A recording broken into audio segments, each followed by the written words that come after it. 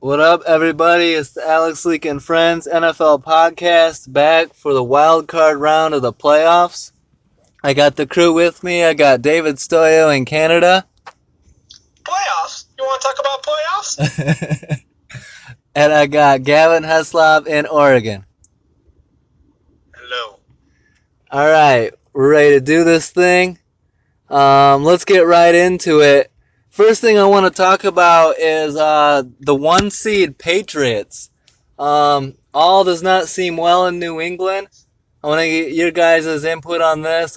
Thursday, a story broke about tensions in the Patriots building between owner Robert Kraft, head coach Bill Belichick, and the star quarterback Tom Brady. The story in summary talks about head coach Bill Belichick banning Tom Brady's trainer and business partner Alex Guerrero, based on rumors of a rift between Guerrero and team trainers and players. Brady was not happy about this, leading to tension between Belichick and Brady. That tension then led to a rift between Belichick and Kraft, leading to a meeting where Kraft demanded Belichick trade backup quarterback Jimmy Garoppolo, in which Belichick pretty much gave him away to friend Kyle Shanahan in San Francisco, with all signs pointing to Belichick leaving the Patriots after this season. This is a story published by ESPN. What are your guys' thoughts on this? Gavin, I'll start with you. I think that's just another offseason where, while they're not playing, the Patriots have a story talking about some BS controversy, and I'm crowning them Super Bowl champions now because this kind of stuff just fuels them. They don't care about this. They'll get over it. I think it's way over the top. Just something that's drummed up, just something to talk about during Wild Card Week.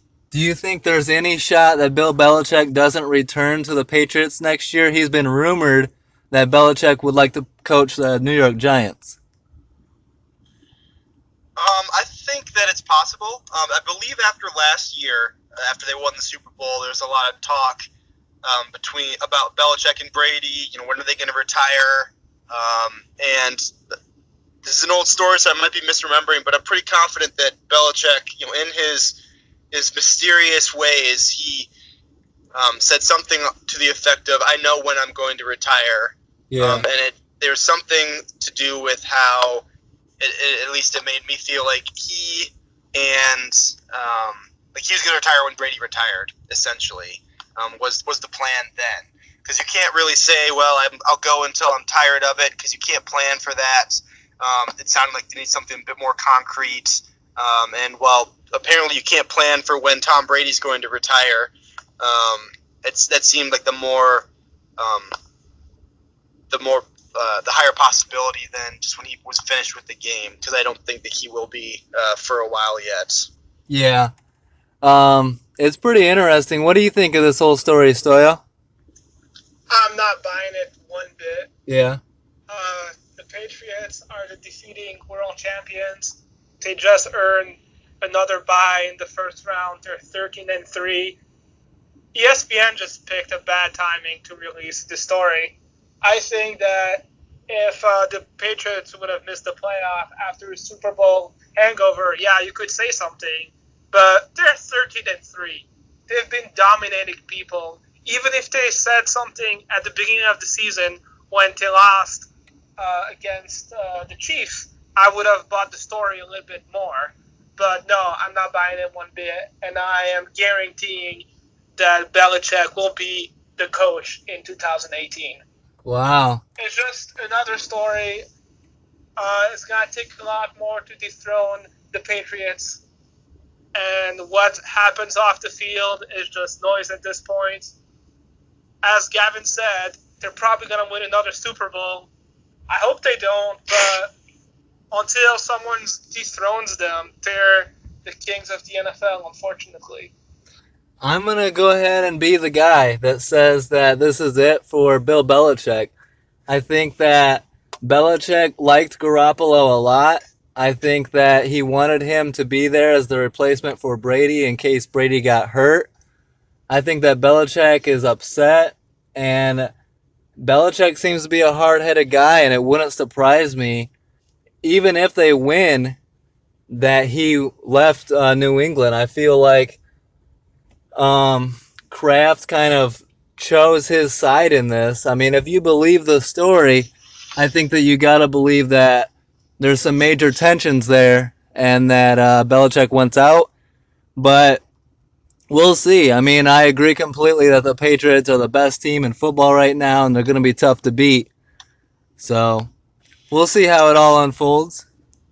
I found the story I was referencing. It was on February of last year. It was actually an interview with Robert Kraft, and he told the Washington Post that, referring to Belichick's retiring, that it's that he can coach there as long as he wants, referring to Belichick. But he said, we have a pact that we don't talk about that. He knows and I know, but he won't be done this year. So it's like I was saying, it sounds like there's something a little bit more than just, I don't think anything like this is going to cause this to end. I think, if anything, Belichick was trying to make sure that the franchise was set up for the future, because Tom Brady is not immortal. Father Time will show up. We've seen with quarterbacks over the years, whether it be Brett Favre or Peyton Manning, and when you talk about some of the elite QBs of the last decade or so, you'll see them go from an elite QB to a pretty pathetic starter in one year. Peyton Manning, yeah. Off. Yep. Brett Favre took the Vikings to almost a Super Bowl and then was really bad the next year for the same team. So I think that, if anything, Belichick, because I don't think he's going to be coaching for the next 10 years, but I think that he sees himself coaching for the next few years, particularly while Brady's still around. But he also is friends with Kraft. He's been there for the last, 18, 20 years now or so. So I think he wants him to be set up for the future, and that involves having a legitimate starting quarterback, and he knew that Garoppolo was one. But rather than trying to maintain him, particularly if this is his last year, and if Brady goes down, we all know this team is screwed. Yep. Unless Belichick can find the appropriate animal to sacrifice to raise up another elite QB. But I think that he wanted the backup to also help the franchise in the future, but also help what could be his last run. He might be done, and he might go to the Giants, but I don't think that he has any intention of coaching anywhere other than New England, because I don't think he wants to try and start anywhere else. I think he's got to be getting close to it, being done with it, and you don't want to go and start another, especially in what's a rebuilding franchise there in New York. I don't think you want to go there unless you plan on coaching for another 3-5 years. If you're someone like Belichick who wants to achieve greatness, I think he'll stick with New England until Brady retires. Yeah, I would agree that the Giants may not be the best fit. You got a aging Eli Manning over there as well. And I would say the Patriots are a much better fit for trying to win now. Stoyo, I would say, you have to believe a little bit. I feel like the trade, moving Garoppolo at the trade deadline made little sense to me. Only getting a second round back, and with a 40-year-old quarterback there, Garoppolo seemed like a perfect backup for Brady. Stoyo, do you believe in that at all? I do, and it made me feel a bit better as a Chicago fan, because I don't think that Garoppolo was available to just anybody for a second-round pick. I think Belichick traded him to a friend, to a good situation. He liked Garoppolo, so I don't think the Bears would have been able to get him. Yeah. Maybe Belichick will retire, but I do not see in any way that he would go to the Giants.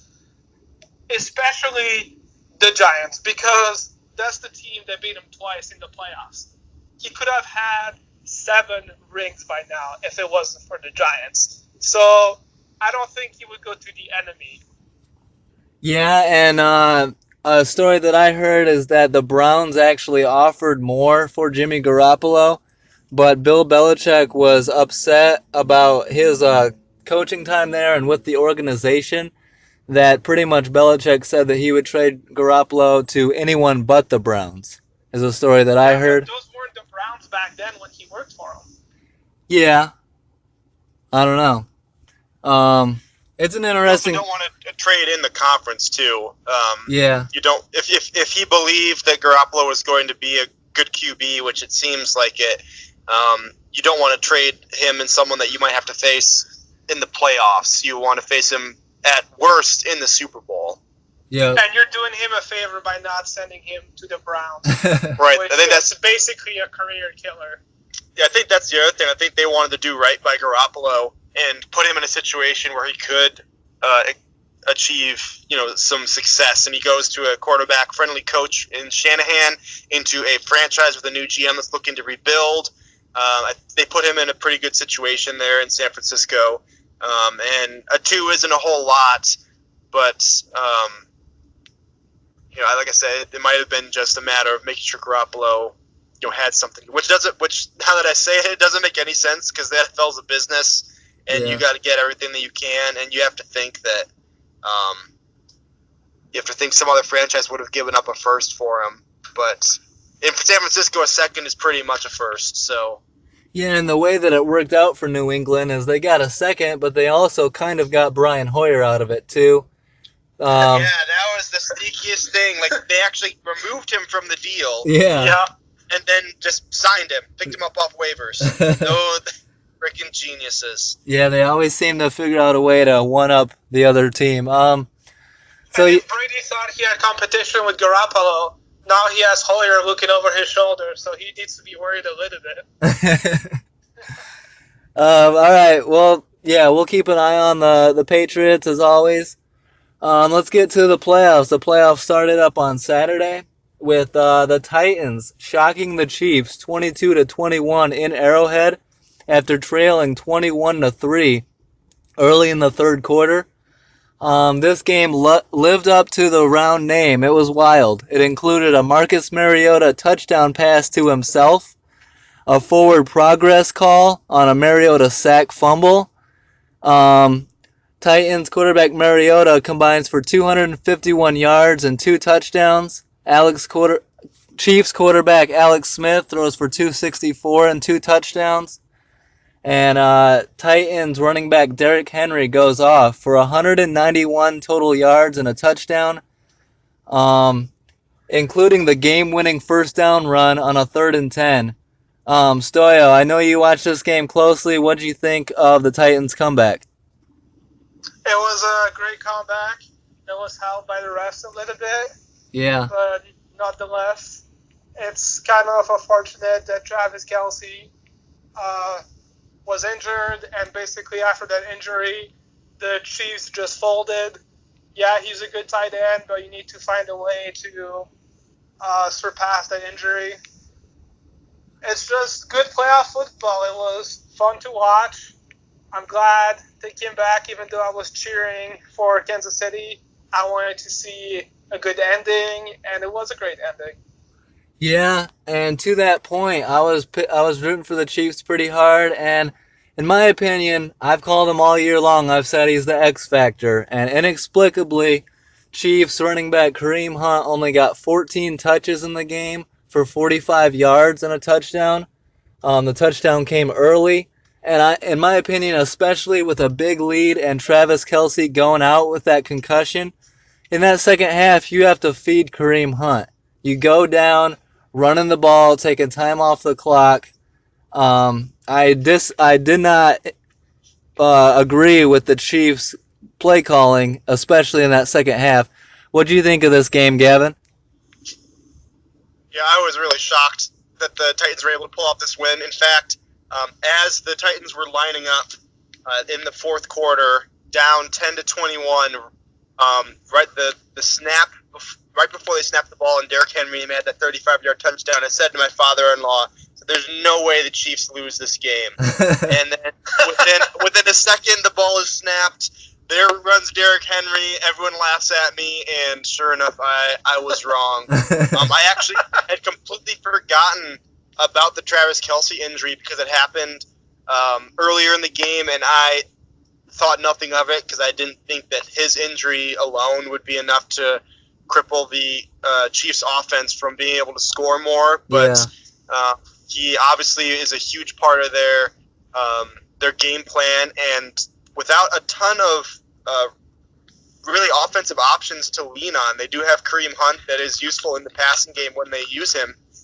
But outside of Kelce, who is definitely the number one target, they have Tyreek Hill, and then that's about it for people to really lean on for Alex Smith. Yeah. I think that maybe this offseason they might look at adding another weapon to add because, as you can see here, when one goes down, particularly their number one, they struggle to get anything going on offense. They went scoreless in the third quarter and the fourth quarter when the Tennessee was able to score the 20, what is that? Got a math here. 18 points? Yeah. 19 points? Yep. Yeah. To that point, you said that they need to get more help for Alex Smith. In my opinion, Alex Smith has played his last game as a Kansas City Chief. What do you guys think about that? I think that'd be a mistake. I think he's an above average QB. I think it would be good for Mahomes to sit behind him for another year. I just don't understand why Alex Smith always gets the short end of the stick. Yeah. I think he's definitely a top 10 QB. And, yeah. Oh, whoa, there's a hot take right there. No, you don't think so? Look at what he did this season. He had, 28 touchdowns and 5 picks, but he doesn't seem to get the job done in the big game. Gavin, what's your take on Alex Smith possibly being out of there? I think they'll probably try and shop him a little bit this season, see if they can get something for him. It is his last year of this contract, so yeah. They might be able to get something for him rather than just losing him through free agency. I do agree with Stoyo that having Mahomes sit for another year would be good. He did look good in the last game that he played in Week 17, but I think that going into the draft, everyone knew he was going to be a project QB, so I think he's still going to need a little bit more time, and having another year to sit and watch from someone like Alex Smith, who is a good quarterback. I don't know if I'd call him top 10, but yeah. I think that would be beneficial for Mahomes and for the franchise. But I think they may try and get rid of him in the middle of the season to a team that may have lost a QB or someone that really never had one. Yeah. I know Denver would take him. Yeah. They're not trading in the division. That'd be so dumb. Yeah, what about a team like Cleveland? I'm sure Cleveland would give up a lot to get a quarterback like Alex Smith. Or, a contender would probably give up a lot. Maybe Arizona would give up a lot for Alex Smith. In this game, after this game, referee Jeff Triplett announces that he will retire, which in my opinion was one day too late. Credit to the Titans. They had a great comeback, but I saw some pretty obvious calls. The forward progress, no fumble was one of the most egregious calls I've ever seen, and it definitely played a part in the comeback. Stoyo, after this game, the Bears hired Chiefs offensive coordinator Matt Nagy to head coach. He comes from the Andy Reid coaching tree, which has quite a few winning coaches out of there. Do you think this is a good hire for the Bears going forward? I do. I'm very happy about the hiring. It's a move that makes sense. He was a former arena football quarterback. He pays his due in Philadelphia, in Kansas City. Yeah. He actually was signed by Philadelphia to play one game at quarterback when Kevin Cobb went down with injury.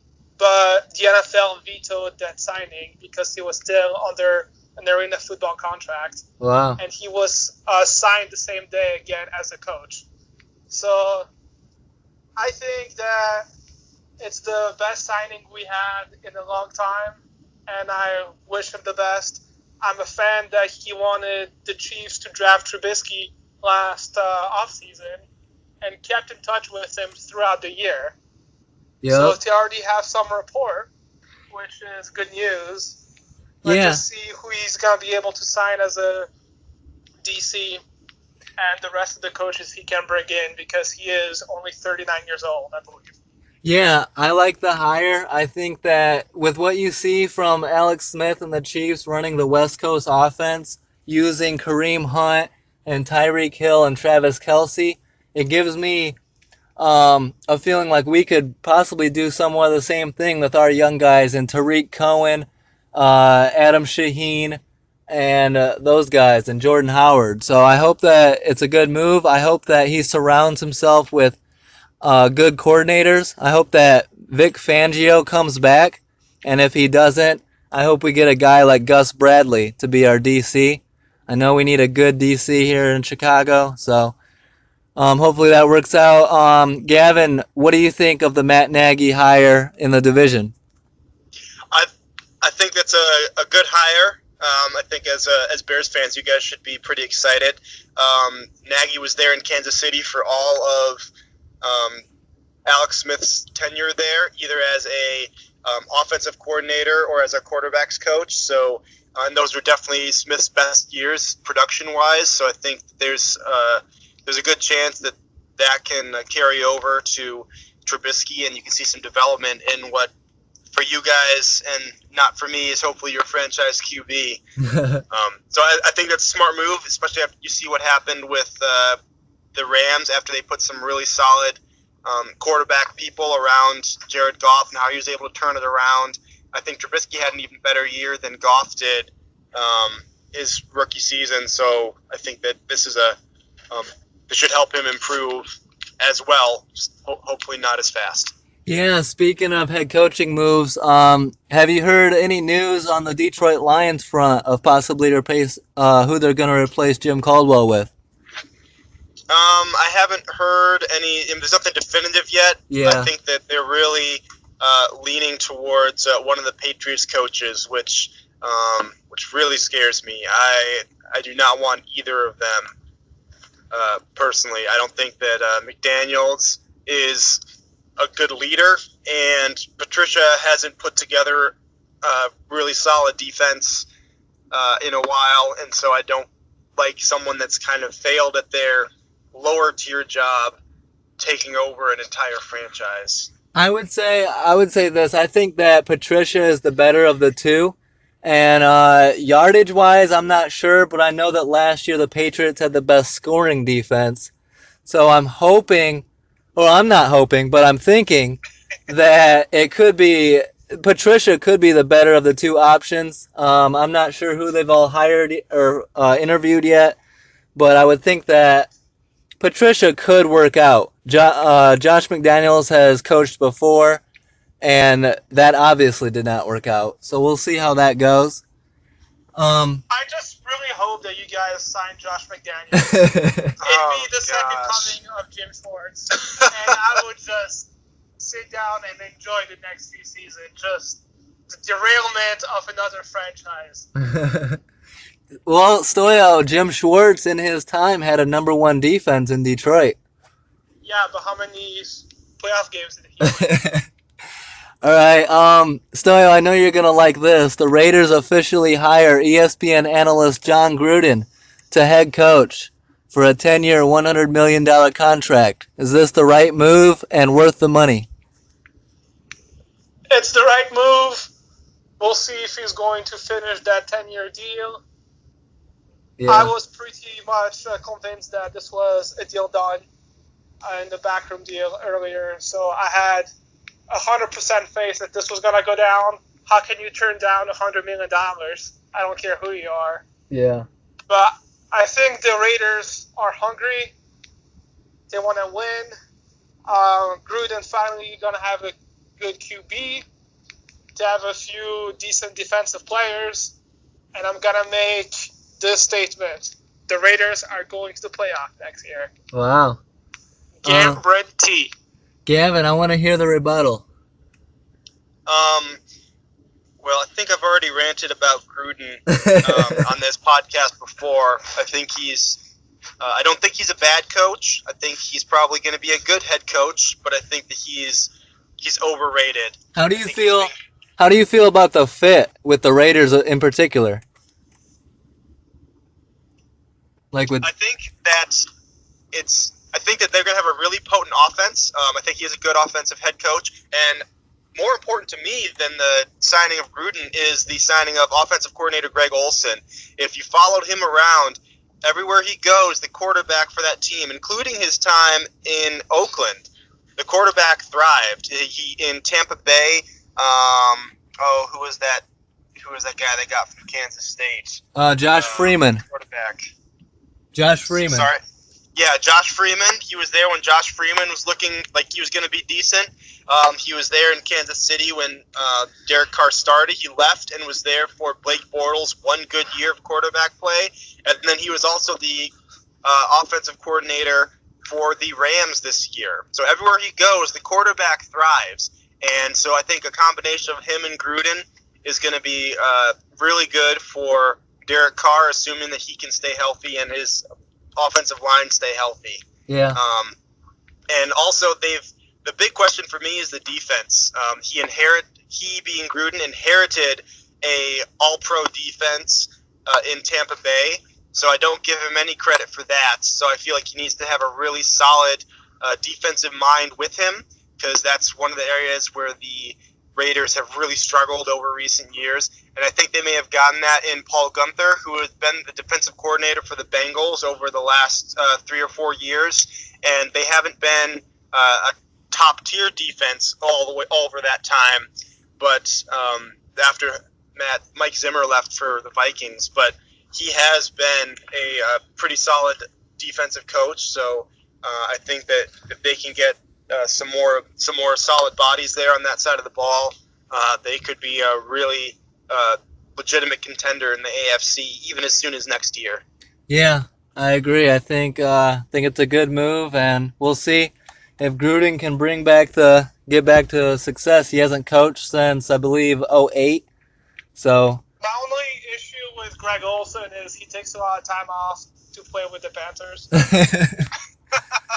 I think you're confused. I think there's 2 Greg Olsons. There's but I don't know. Yeah. You can't have guys with the same name. That just doesn't make any sense. All right, let's get to the next game on Saturday night. The Falcons stun the Rams 26-13 in LA. Experience beats youth once again in the playoffs. Atlanta quarterback Matt Ryan throws for 218 and a touchdown. LA quarterback Jared Goff throws for 259 and a touchdown. Rams running back Todd Gurley combines for 111 yards. Falcons receiver Julio Jones catches 9 for 94 and a touchdown. And LA wide receiver Robert Woods catches 9 for 142, but loses 2 costly fumbles on kick returns, resulting in 10 Atlanta points. Falcons veteran kicker Matt Bryant goes 4 for 4, including 2 from 50+. Stoyo, were you surprised by the outcome in LA? I picked the Rams to win this game. Yeah. But I was kind of cheering for the Falcons to win. Yeah, I was definitely a little bit surprised. The Falcons secondary really showed up and played an amazing game, and I think that was a difference. And they were able to keep Gurley in check. So congrats to the Falcons. They will be playing the Eagles next. Yeah. They are going to be the first 6th seed to be favored over first seed. Yeah. I found that to be interesting. Yeah. And I have the Falcons beating the Eagles next week. I did too, up until the point where I saw the Falcons were favored, and I think that does them a disservice. I think the Eagles are going to be ready to play. I mean, they're the 1 seed in the NFC, and they're at home, and they're the underdog. And I think that defense especially is going to be very motivated, and they're going to need to be, though, going up against Julio Jones and Matt Ryan and those running backs. But it'll be interesting. I think the Eagles will be very motivated going into this game. What do you think of the Falcons-Rams, Gavin? I was pretty disappointed. I was really looking forward to seeing the Rams, young team, make a real deep push in the playoffs. Yeah. I really feel for Pharaoh Cooper, the Pro Bowl kick returner for the Rams. He was responsible for those two punt. You're right. Yeah, the fumbled punt return and the fumbled kickoff return. Yeah. Both recovered by the Falcons, which gave them fantastic field position, which gave them 2 easy scores. I think it was going to be hard for the Rams to come back from that, and I really feel for Cooper for such a young team going out. While it certainly wasn't his fault, if he had been able to at least hold on to those punts, make a smarter decision on that punt, especially, I think they would have had a much better chance. It would have been a much better game. But I was disappointed to see them out. But I think the experience of the Falcons also played. I think they're hungry after they just made their way into the playoffs, and they losing the Super Bowl last year in the fashion they did. I think they're really looking to be able to bounce back and make a push. So I'm really looking forward to this game coming up against the Eagles. It'll be interesting to see how Nick Foles plays in his first playoff game in a while. Yeah, it'll be interesting to see. Hell of a year for the rookie head coach, Sean McVay. He should be coach of the year most likely. But and I expect the Rams to be back and good as ever next year. So we'll see how it turns out. On Sunday, the Jaguars shut down the Bills 10-3 in Jacksonville in a sloppy defensive battle. Jacksonville quarterback Blake Bortles combines for 185 yards total and a touchdown, and most importantly, in my opinion, no turnovers. Bills quarterback Tyrod Taylor combines for 161 yards and an interception and left late in the fourth with a concussion. Bills backup quarterback Nathan Peterman comes in his place and throws the game-ending interception on the final drive. I give Buffalo credit. Linebacker Lorenzo Alexander was all over the field, had 10 tackles and a sack. Jags corner Jalen Ramsey sealed the deal with the game-winning interception, and the Jags will advance to play the Steelers on Sunday. What do you think of this game, Stoyo? It was a fun game to watch. Yeah. I enjoy watching a defensive battle. I think Blake Bortles had a chance to prove that he was the right QB for that team, and he failed at that on Sunday. Yeah. I believe he ended up having more rushing yards than passing yards. Yep.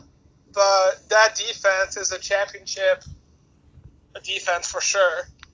And they're going to have to find someone else in the offseason because I highly doubt that you'll be able to beat the Steelers if you put up 10 points.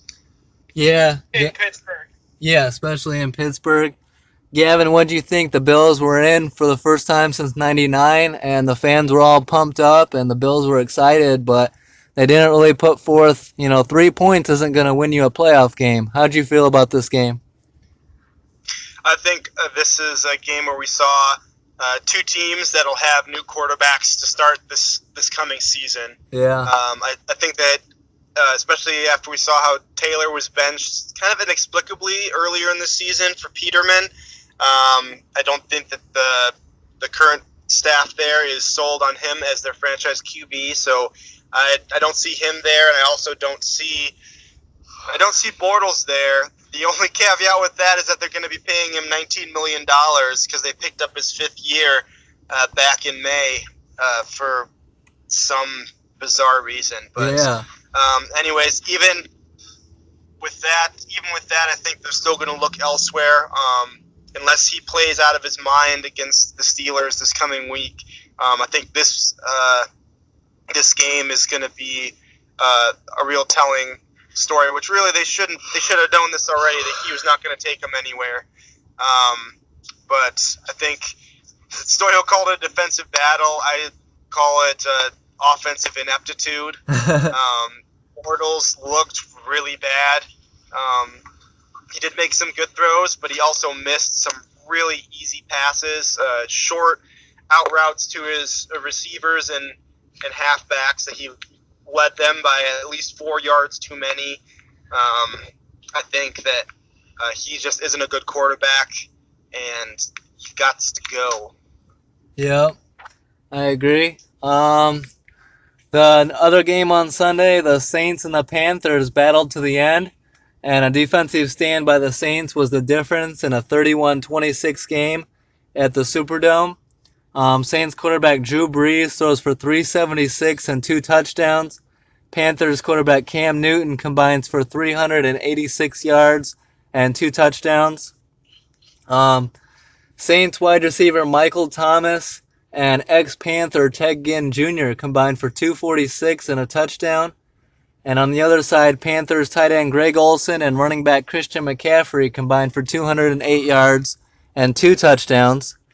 Panthers kicker Graham Gano goes 4 for 5, including a 57-yard field goal, but it was not quite enough. The Saints will advance to play at Minnesota on Sunday. Stoyo, what do you think of this battle in New Orleans? It was a great battle. I think that the Saints are the most complete team right now. Yeah. And it was nice to see Drew Brees just unleash like his old self. They're going to be really difficult to beat. One thing I'll say is the Saints could have ended the game earlier, and they kind of let Carolina get back into the game. Yeah. I was hoping that Cam Newton could somehow bring them back, and he almost did. Yeah. Sean Payton had a questionable fourth down conversion attempt, which I did not understand, when he ended up throwing the ball on 4th and 2 with, I don't know, less than 2 minutes to go. And luckily for him, a Panther player intercepted the ball instead of batting it down. But to me, that was a call I did not understand. Yeah. I don't know. I could not agree with the intentional grounding call at the end of the game. I think that Cam Newton was out of the pocket. It just shows again how some reffing decisions this weekend were just horrible, especially when other refs on that game were questioning if that was an intentional grounding and talked about it before they made a decision to still call it an intentional grounding. It's not the way I want to see a comeback end, but it is what it is. Well, I'd say this, that call was questionable, and I think another call that was questionable was the interception. I feel like that could have been ruled incomplete, and but it wasn't. It was ruled an interception, and they didn't even look at it on review. So a couple questionable calls in this game, but Cam Newton had his opportunity. He threw it up to Devin Funchess in the end zone, and it looked like Funchess could have made a play on it. Fox Sports analyst Shannon Sharp on Twitter talking about that play when Cam Newton threw it up to Funchess. Quote, Funchess got to make that play. It's just that simple. NFL wide receiver must make that play, especially a number 1 or number 2. Maybe the Panthers interim GM Martin Hurney should have kept wide receiver Kelvin Benjamin after all. Could have used him there at the end. What do you think of this game, Gavin? Pretty good battle. Yeah, I think that this was a really good example of why the Saints are going to be such a tough team during the playoffs as they continue on. They really had been relying on the running game throughout the season. This is only Drew Brees' 4th game over 300 yards this season. Wow. Where if you look at his last 3 seasons, he had 10, 10, and 8 games over 300 yards passing. And in this game where Carolina was obviously dedicated to stuffing the run with Kamara only getting 23 and Ingram 22 on the ground, Drew Brees had to step up, and he had no problems doing that. 376 yards on 11.4 yards per attempt is really, really good. And it just shows that their offense is going to be really, really tough to handle for whatever defense they face. And Carolina has a stout defense themselves, so Yeah. it'll be interesting to see how they face the Vikings, and then if they continue on, assuming the Eagles make it, because they also have top 5 defenses, I believe. Yeah, and to your point, Stoyo, I would say that I believe it was 4th and 2. It was around midfield. I'm usually an advocate for going for it on 4th down with the clock so little. I think that I'm always a fan of going for the kill. And when you got a quarterback like Drew Brees, you should go for the kill. You don't want a star quarterback like Cam Newton to have a shot at possibly winning the game. That being said, the Saints defense has been a lot better this year, and so maybe punting would have been the better option, but it worked out for them in the end. So we'll see how if they make any adjustments going forward. Looking forward into the divisional round, let's make some predictions. Saturday we have the Falcons at the Eagles. This is a tough game for me to pick. What do you guys think? What do you think, Stoyo? I think the Falcons are going to take that game. I think they're coming on hot at the right time. Won a few games in a row now, and they've been there before. They want to avenge what happened last year. So I'm going to pick them. They're fortunate that Carson Wentz is not going to be playing. So it's their favored, like I said earlier. So I have them. What do you think, Gavin? Yeah, I'm gonna go with. Oh man, this is a tough one. I thought know. I knew, and I changed my mind with every word. Yeah, I think. Oh, gosh, I think I'm going Philly actually. Wow.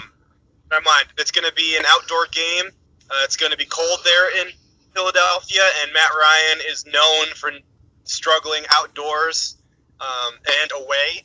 You've got both of those situations here. I know that the LA game was also outdoors, but I don't really consider Southern California much of a outdoor game. So, but he's Matty Ice. Yeah. It's gonna be too cold then. Too cold. I've heard. Yeah, this is a very tough pick, and maybe I've been disrespecting the Falcons all year long. I didn't pick them to win Week 17. I didn't pick them to win in the wild card round. And, man, this is a tough pick. You know what? I'm with you, Gavin. I got the Eagles. I might regret it, but I think the Eagles find a way. I think they'll get pressure on Matty Ice. Yeah, I got the Eagles. I think the defense is going to be upset. They're like, why are we underdogs at home as the 1 seed? So we'll see how it goes. Saturday. Reminder to the listeners at home that the Rams gave up 2 scores to the Falcons by those special teams plays. So assuming plays like that don't happen, that Rams game is a lot tighter. So you can't just look at the final score and just assume the Falcons are that much better than the Rams. So that's another reason why I opted to go for Philadelphia. Yeah, and I feel like Nick Foles is a decent backup, and his main job in this game is going to be don't turn the ball over. Let the running backs do their thing, let the defense do their thing, and keep the game close, and maybe they can win it in the end. Saturday night will be the Titans at the Patriots. I was really hoping for a better matchup here, but it is what it is. Titans at Patriots. I don't have much faith in Tennessee. What do you think, Stoyo? Well, I think the only way that Tennessee wins if Mariota keeps fighting himself. When he targets himself, he has 131 QB rating. So keep chucking it to yourself, Mariota, and you got to take down the big back Patriots. Yeah, it'll be interesting. Yeah. Patriots have some drama in the locker room this week. Maybe that'll distract them. I don't see it one bit. I have New England. That was the joke I was gonna make. Do you think that Derrick Henry can keep up? I mean, Derrick Henry went off against the Chiefs. Do you think that he'll have similar success against New England? No. Yeah. I think that this is gonna be a 35-10 score. Wow. That's gonna be a blowout. Hopefully not. I like good football in the playoffs, so hopefully Titans. Mariota, I think use your give legs, it a shot. Mariota. Yeah. What do you think, Gavin? Yeah, I've got the Patriots in this one. I think this is going to be like, in the beginning of the college football season where Alabama and Clemson go and play those Division III games, to warm up. I think Yeah. this is going to be one of those games. Wow. I mean, I'm gonna pick the Patriots here, but I'm gonna pick a closer game. I feel like Mariota, use your legs, run for 100 yards or something, do something crazy, throw some touchdowns to yourself. Derrick Henry, keep it up. Who knows what'll happen? Is there any way Tennessee shocks the world? Maybe, but I mean, who knows with the drama going on in the locker room? Maybe that'll distract him. I don't know. That's all we can really hope for. I mean, you're going up against Tom Brady. That pretty much sums it up right there. What if Tom Brady gets hurt and then Hoyer is thrown in? There you go. There's a way the Titans could win. The Titans got to hope for Brian Hoyer at quarterback. Sunday the Jags play at Pittsburgh. This to me is a more interesting. Do they have a shot? Stoyo, do the Jags have a shot in Pittsburgh? According to Ben Roethlisberger, they do not. Yeah. And he claimed that he wanted to face them, and now he's facing them. So this is a revenge game for Pittsburgh, and especially for Roethlisberger, who had 5 picks when he played them earlier this year. Stoyo, how many picks do you think Ben Roethlisberger throws on Sunday? 1. 1, all right. Yeah, it's going to be a hell of a game, a hell of a matchup. We'll see if Antonio Brown is at 100% or close to it. We'll see if Blake Bortles can bounce back. He can't really do any worse than he did against Buffalo. And the Fournette's going to be a big factor in this game as well. How do you see this going, Gavin? Yeah, I think they're going to lean very heavily on Leonard Fournette. He had 181 yards and 2 touchdowns on the ground when they played back in Week 5, and that was when Ryan Shazier was still around and playing.